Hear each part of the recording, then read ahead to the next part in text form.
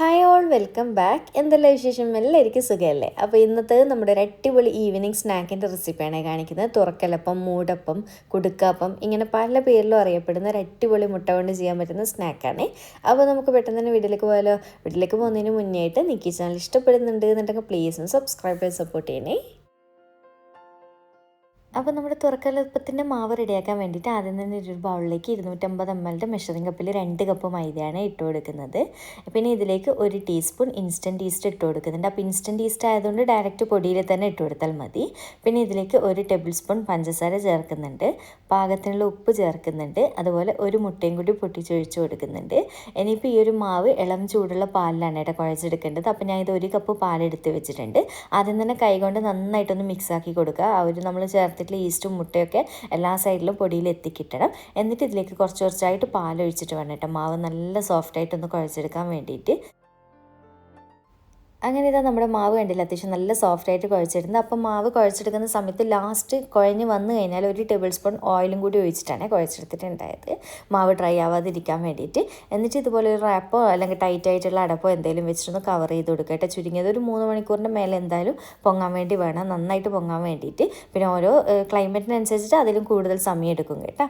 അപ്പോൾ ഇതിവിടെ റെസ്റ്റ് ചെയ്യാൻ വെക്കുക. അപ്പോൾ ഇത് എനിക്ക് ടോട്ടൽ ഏകദേശം ഒരു 3/4 കപ്പിൻ്റെ അടുത്തായിട്ടാണ് പാല് കുഴക്കാൻ വേണ്ടിയിട്ട് ആവശ്യമായിട്ടുള്ളത്. ഇനിയിപ്പോൾ ഇതിലേക്കൊരു ഗ്രീൻ ചമ്മന്തി റെഡിയാക്കി എടുക്കണം. അപ്പോൾ ഇതാ മിക്സിയുടെ ജാറിലേക്ക് 1 കപ്പ് തേങ്ങ ചിരകിയതിലേക്ക് ഒരല്പം മല്ലിയിലയും കൂടി ഇട്ട് കൊടുക്കുന്നുണ്ട്.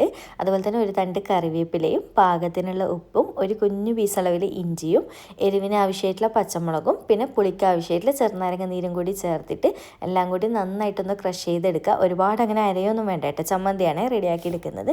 അങ്ങനെ ഇതാ ക്രഷ് ചെയ്തെടുത്തതിന് ശേഷം ഈ ഒരു ബൗളിലേക്ക് ഇട്ട് കൊടുത്തിട്ടുണ്ട്. അപ്പോൾ ഇതും കൂടി റെഡിയായി ഒരു സൈഡിലേക്ക് മാറ്റി വെക്കുക. ഇനിയിപ്പോൾ നമുക്ക് ഈ ഒരു സ്നാക്കിലേക്ക് കുറച്ച് ചിക്കൻ വേണം. അപ്പോൾ ഞാൻ 250 ഗ്രാം അളവിൽ ചിക്കൻ എടുത്തിട്ട് ചെറുതായിട്ട് വേവിച്ചിട്ട് ചെറുതായിട്ട് കട്ട് ചെയ്തിട്ടൊന്ന് ഫ്രൈ ചെയ്തെടുത്തിട്ടുള്ളതാണ്. ഒന്നിക്കിൽ നിങ്ങൾക്ക് ഇങ്ങനെ ഫ്രൈ ചെയ്തിട്ട് എടുക്കാം, അല്ലാതെ ഫ്രൈ ചെയ്യാതെ നമ്മൾ കുരുമുളക് ഉപ്പ് മാത്രം ഇട്ടിട്ട് വേവിച്ചെടുത്തിട്ട് എടുക്കുമല്ലോ, അങ്ങനെ എടുത്തിട്ടും ചെയ്യാം കേട്ടോ. ഏതാണ് നിങ്ങൾക്ക് ഇഷ്ടമുള്ള രീതിയിൽ ചെയ്താൽ മതി. നോർമൽ മസാല തന്നെയാണ് കേട്ടോ ഞാൻ ഫ്രൈ ചെയ്തുമ്പോൾ എടുത്തിട്ടുള്ളത്. മഞ്ഞൾ, ഉപ്പ്, മുളക് പൊടി, ഗരം മസാലപ്പൊടി, കുറച്ച് ഇഞ്ചി വെളുത്തുള്ളി പേസ്റ്റ് മാത്രം ഇട്ടിട്ട് ഫ്രൈ ചെയ്തെടുത്തിട്ടുള്ള ചിക്കനാണ് ഇത്. ഇനിയിപ്പോൾ ഇതാ നമുക്കിതിലേക്ക് 3 മുട്ട പുഴുങ്ങിയെടുത്തതിന് ശേഷം ഇതുപോലെ വട്ടത്തിൽ സ്ലൈസ് ചെയ്തെടുത്തിട്ടുണ്ട് കേട്ടോ. ഇതും കൂടി അവിടെ റെഡിയാക്കി വെക്കുക. ഇനിയിപ്പോൾ നമുക്ക് ഈ ഒരു സ്നാക്കിലേക്ക് മെയിനായിട്ട് വേണ്ടത് അത്യാവശ്യം നല്ല കട്ടിയിൽ അടിച്ചെടുത്തിട്ടുള്ള മയോണൈസാണ്. അപ്പോൾ ഞാനിപ്പോൾ മയോണൈസ് ഉണ്ടാക്കുന്നത് പാൽ കൊണ്ടുള്ളതാണ് കേട്ടോ. നിങ്ങൾക്ക് മുട്ട വെച്ചിട്ട് ഇഷ്ടമാണെങ്കിൽ അങ്ങനെയും ചെയ്യാം. അപ്പോൾ ഇത് 1 കപ്പ് പാലിലേക്ക് 1 കപ്പ് സൺഫ്ലവർ ഓയിലും കൂടി ഒഴിച്ചു കൊടുത്തിട്ടുണ്ട്. പിന്നെ ഇതിലേക്ക് 1-2 അല്ലി വെളുത്തുള്ളി ചെറുതായിട്ട് കട്ട് ചെയ്തിട്ട് നിങ്ങളുടെ ഫ്ലേവറിനനുസരിച്ച് ഇട്ട് കൊടുക്കാം. പിന്നെ ഇതിലേക്ക് ഒരല്പം ഉപ്പും 1/4 ടീസ്പൂൺ വിനീഗറും കൂടി ചേർക്കുന്നുണ്ട്, അല്ലെങ്കിൽ ചെറുനാരങ്ങ നീര് ഏതായാലും ഇഷ്ടമുള്ളത് എടുക്കാം. എല്ലാം കൂടി ചേർത്തിട്ട് നന്നായിട്ടൊന്ന് അടിച്ചെടുക്കുക. അപ്പോൾ അടിച്ചെടുക്കുന്ന സമയത്ത് തിക്നെസ് കുറവാണെന്നുണ്ടെങ്കിൽ 1-2 ടേബിൾ സ്പൂൺ ആയിട്ട് ഓയിലും കൂടി ഒഴിച്ചു കൊടുക്കണേ. അങ്ങനെ ഇത് അടിച്ചെടുത്തിട്ടുള്ള മയോണൈസാണ് ആയിട്ട്. ഇത് അത്യാവശ്യം നല്ല തിക്കായിട്ട് അടിച്ചെടുക്കാൻ നോക്കണം ഈ ഒരു സ്നാക്കിലേക്ക്. അപ്പോൾ എല്ലാം നമ്മുടെ റെഡി ആയിട്ടുണ്ട്. ഇനി പെട്ടെന്ന് തന്നെ സ്നാക്ക് റെഡിയാക്കി തുടങ്ങാം. അങ്ങനെ ഏകദേശം ഒരു 3-4 മണിക്കൂറൊക്കെ ആകുമ്പോൾ നമ്മുടെ മാവ് നോക്കി അത്യാവശ്യം നല്ലപോലെ പൊങ്ങി വന്നിട്ടുണ്ട്. ഇതുപോലെ റാപ്പ് പതുക്കെ എടുത്ത് മാറ്റി കൊടുക്കുക. നല്ല വീർത്ത് വന്നിട്ടുണ്ട്. ഇനിയിപ്പോൾ പതുക്കെ ഒന്ന് കൈ കൊണ്ടൊന്ന് കുഴച്ച് കൊടുക്കുക കേട്ടോ.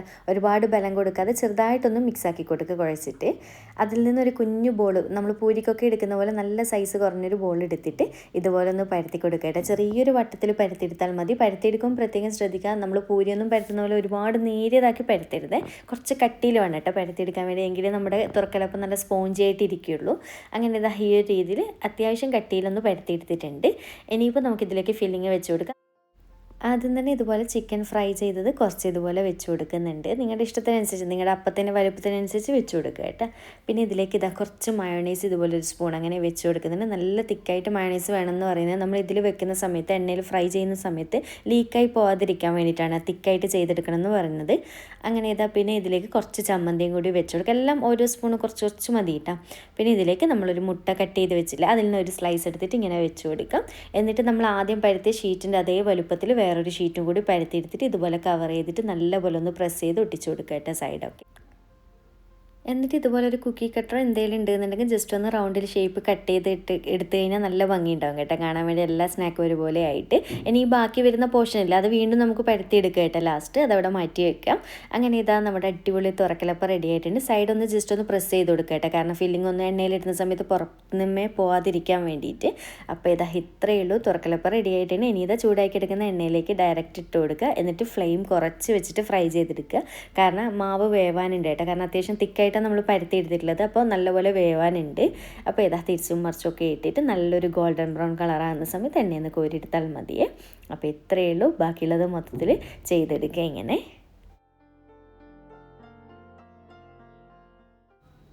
അങ്ങനെ ഇതാ നമ്മുടെ തുറക്കലപ്പം മൊത്തത്തിൽ റെഡി ആയിട്ടുണ്ട്. അപ്പോൾ ടോട്ടൽ എനിക്ക് ഈ ഒരു മാവിൻ്റെ അളവിന് 15 എണ്ണമാണ് ഞാൻ ഉണ്ടാക്കിയ വലുപ്പത്തിന് കിട്ടിയിട്ടില്ല. അപ്പോൾ ഇതിലും ചെറുതാക്കി ചെയ്യുവാണെങ്കിൽ ഇതിലും കൂടുതൽ കിട്ടും. നല്ല ടേസ്റ്റ് ആയിട്ടുള്ളൊരു സ്നാക്കാണ് കേട്ടോ. അങ്ങനെ ഒരുപാട് എണ്ണയൊന്നും കുടിക്കുകയില്ല, നല്ലപോലെ വീർത്ത് പൊങ്ങി വരികയും ചെയ്യും. സെർവ് ചെയ്ത് വെച്ചാൽ തന്നെ നല്ലൊരു ഭംഗിയാണ്, കഴിക്കാനാണെങ്കിൽ അടിപൊളി ടേസ്റ്റാണ് കേട്ടോ. അപ്പോൾ വീട്ടിൽ ഗസ്റ്റൊക്കെ വരുന്ന സമയത്തോ അല്ലെങ്കിൽ നോമ്പ് തുറക്കുന്ന സമയത്തൊക്കെ ട്രൈ ചെയ്ത് നോക്കാൻ മറക്കരുത്. ട്രൈ ചെയ്ത് നോക്കുന്ന സമയത്ത് ഫീഡ്ബാക്ക് അറിയിക്കാനും മറക്കല്ലേ. അപ്പോൾ വീഡിയോ ഇഷ്ടമാവും തന്നെ വിചാരിക്കുന്നു. ഇഷ്ടമാണെങ്കിൽ ലൈക്ക് ചെയ്യാനും ചാനൽ സബ്സ്ക്രൈബ് ചെയ്യാനും ഒരു സ്മൈലിംഗ് ഒന്ന് കമൻറ്റ് ആയിട്ട് ഇടാനും മറക്കല്ലേ. വീണ്ടും ഒരു അടിപൊളി വീഡിയോ ആയിട്ട് കാണാം. താങ്ക്